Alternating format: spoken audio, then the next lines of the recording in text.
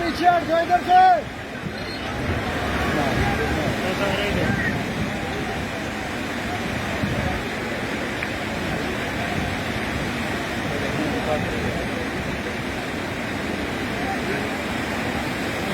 खा जाएगा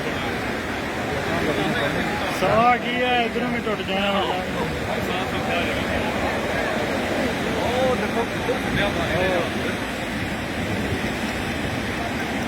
मैं भी टूटने लगा